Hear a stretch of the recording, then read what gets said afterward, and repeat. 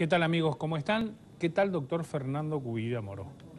Buenos días, Eduardo, a vos, a toda la audiencia. Gracias por compartir otro programa más con nosotros.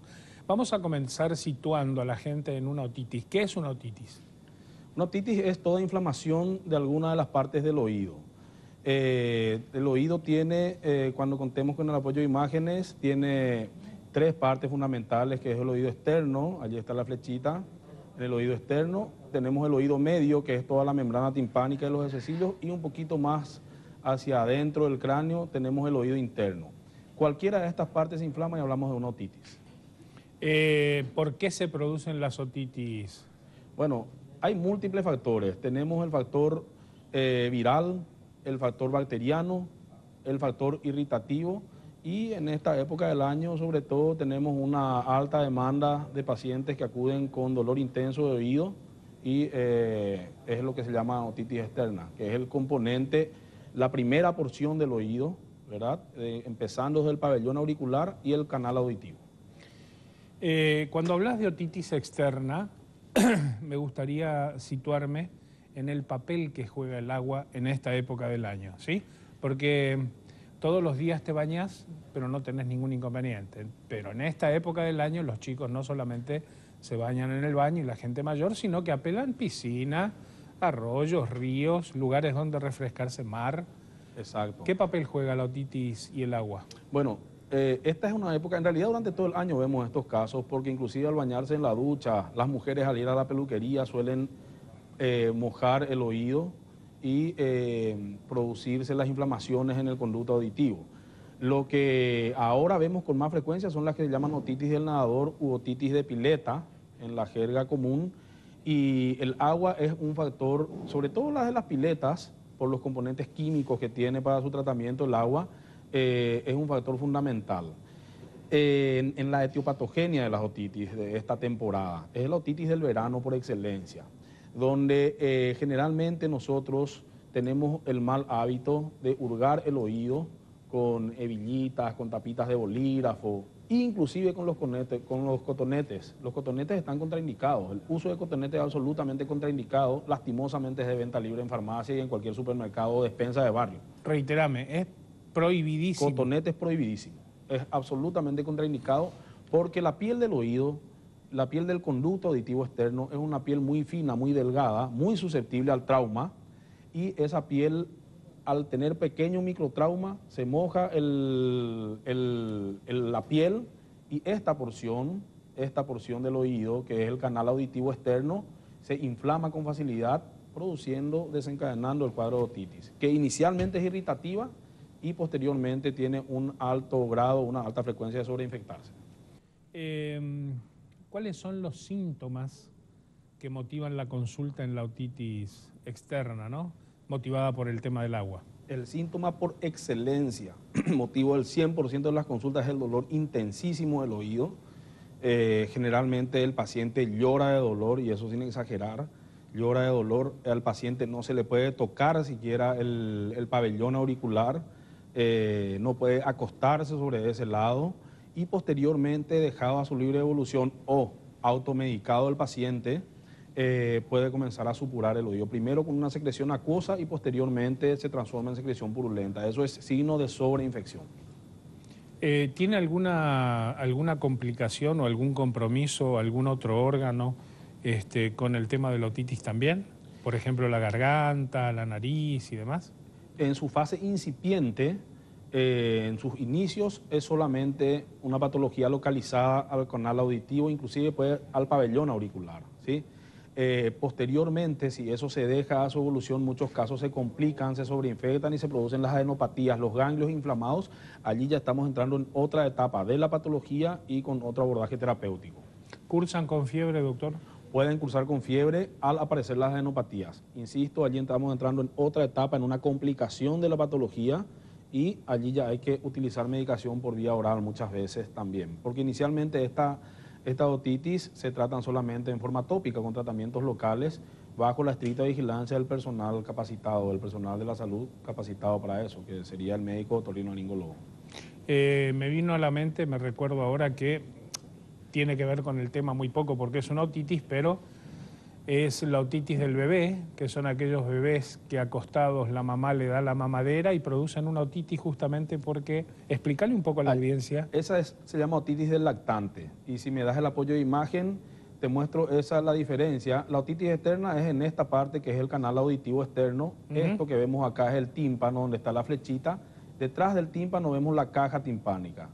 Y la otitis del lactante se produce porque, como bien lo dijiste, la mamá le da acostado en posición casi horizontal y la leche fluye por este tubo que se llama trompa de Eustaquio hasta la porción media del oído. Esa es una otitis media aguda del lactante. Muy dolorosa, puede cursar con fiebre y hay que tratarla a tiempo también. Hablamos de los síntomas que motivan la consulta. Sí. Puede haber una otitis externa, una inflamación que sea totalmente asintomática. Muchos casos, en esos casos hablamos de la otitis eczematosa. Generalmente la otitis de pileta o del nadador que estamos hablando ahora cursa con dolor, pero hay otitis externas crónicas que son las otitis eczematosas, o sea, las alérgicas, donde se produce una reacción localizada de la piel del conducto auditivo, o las otitis micóticas también que tenemos en forma crónica. En esos casos también el agente común causante y el más frecuente es el agua, tanto para las micosis como para las otitis externas inespecíficas o eczematosas. ¿Qué te parece si a la vuelta de pausa hablamos de diagnóstico y tratamiento, Perfecto. doctor? Encantado. ¿Ok?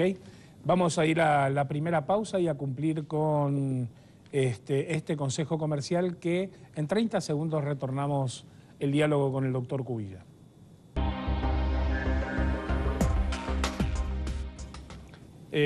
Doctor Cubilla, diagnóstico y tratamiento de la otitis externa producida por el agua.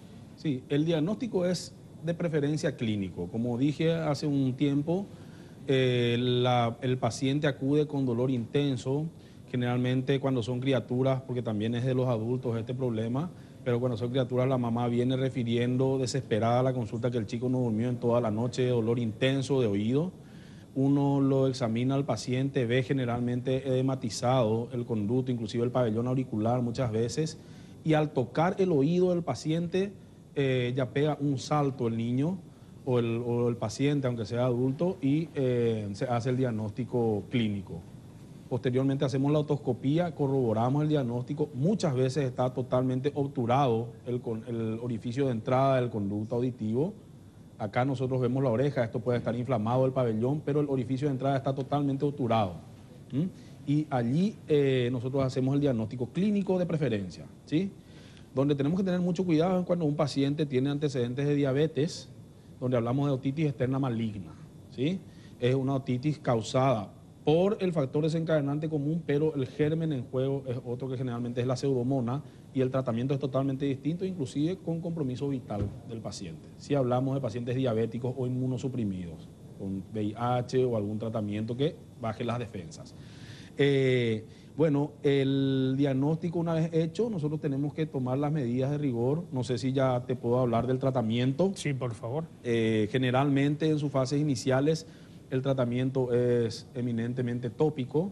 Usamos las gotitas para el oído, no cualquier gotita, por favor. No cometer el error. Muchas veces las mamás utilizan alcohol boricado cuando hay dolor de oído, eso empeora el cuadro. Sí, utilizar fomentos calientes para menguar el dolor y le podemos dar, por lo menos posterior a una comunicación telefónica con el pediatra, ¿sí? Algún ibuprofeno o algún analgésico que tengamos a mano. Insisto, siempre consultando por vía telefónica con el pediatra hasta llegar al especialista. El especialista es el indicado para decir qué tipo de gotas tiene que usar de acuerdo a todos los antecedentes. Generalmente son preparados que existen en plaza a base de antibióticos, antiinflamatorios y analgésicos locales o anestésicos locales, ¿sí? Eso se tiene que usar por lo menos por 5 a 7 días, prohibir absolutamente el ingreso al agua del chico y algo muy importante, no solo para la gente que va a estar en la pileta, sino extensible al baño diario y, insisto, con el tema de las mujeres en la peluquería, cubrir el oído con un algodón grande, poner vaselina líquida o alguna crema que se tenga en la casa en la parte externa del algodón, de tal manera a que el agua no pase a través del algodón y cubrir de esa forma, evitar que el oído se moje. Insisto, Humectar la zona. claro, para la pileta, para el baño diario y para las mujeres en la peluquería, donde a más del agua tenemos todos los compuestos químicos que se utilizan en esos lugares, ¿sí? En la peluquería. Entonces, cubrir perfectamente el oído, evitar que se moje y hacer el tratamiento concomitante. Si se complica el cuadro con ganglios, con fiebre, se usan antibióticos generalmente. Pero yo les ruego a los padres no automedicar a sus hijos y a los adultos no automedicarse a sí mismos, porque muchas veces empeora el cuadro en vez de mejorarlo. Otra cosa que definitivamente empeora el cuadro y los cuadros son las medicaciones caseras, que las hay muy buenas y no las hay. Entonces, quiero saber cuáles son tus recomendaciones de qué hacer y qué no hacer. Qué utilizar y qué no utilizar, mientras se llega al pediatra. Sí, yo en todos estos años he visto cosas muy folclóricas, sinceramente, más todavía cuando estaba haciendo mi residencia en el Hospital de Clínicas, y cosas que son increíbles, ¿verdad? La más común es que la gente fuma el cigarro y expele el humo al interior del oído del paciente. Y le calma el dolor y categóricamente le calma, pero le calma por el calor local. Por eso hablé de los fomentitos calientes. Calentar un pañuelito en una plancha, ponerle, tiene el mismo efecto que el cigarro, es menos contaminante que el cigarro para el oído. Insisto con el tema de no utilizar alcohol uricado una vez instalada la patología. El alcohol uricado es un excelente preventivo, que quiero decirte después, si nos queda un poco de tiempo, cómo utilizarlo. Y nada, insisto, de cigarros. Yo he visto, permítaseme decir acá, gente que trituró inclusive algunos insectos y puso el polvito de los insectos en el oído. Imagínate. Sí. O hacen un cucurucho de papel y encienden la punta del papel, fuego. Y bueno, muchas veces que en el afán de ayudar estamos causando un mayor perjuicio al paciente. O sea, insisto, no automedicar, no utilizar estos mecanismos de tratamiento que nos dice la cultura popular. Muchas veces, como dijiste, son bien útiles, a veces no tanto. Y sobre todo acudir lo antes posible al pediatra y lo deriva al especialista. El alcohol uricado, Eduardo. Eso quería preguntar. El alcohol uricado es fundamental. Yo recomiendo que todo nadador, ya sea deportivo, escuelas de natación, aunque vayamos a la playa, a la pileta, al arroyo, tengamos en el bolsoncito una botellita de alcohol uricado. Al salir, tengamos sensación de que entró agua en el oído, usamos 3 gotitas a 5 gotitas hasta llenar el conducto, nos colocamos de esta forma, contamos hasta 5 y posteriormente vertimos el líquido otra vez sobre un pañuelito o una toallita. A los 2 lados. Con eso nosotros logramos que se seque el oído y disminuimos el riesgo de adquisición de la otitis. Secamos el oído, el conducto y definitivamente no hay humedad allí que pueda albergar hongos o lo que fuese. Así mismo es. Hongos y sobre todo esa inflamación que se produce en las pieles muy sensibles, que no precisamente son hongos. Y otra vez hago énfasis en el tema de los cotonetes. De ninguna manera utilizar cotonetes. Con el cotonete lo único que hacemos es empujar más al fondo del oído la cera, y lo que sale manchado en la puntita del cotonete es solamente la periferia del tapón de cera y el resto lo empujamos mucho más cerca del tímpano, haciendo mucho más difícil su extracción posterior.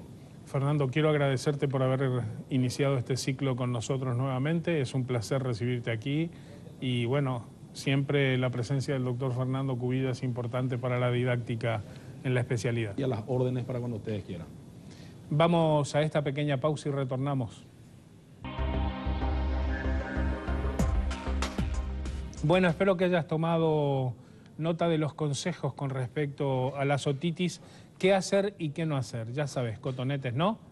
Definitivamente, si existe la posibilidad de que tengas otitis, hay cosas, como dijo el doctor Fernando Cubilla, que no se deben hacer nunca.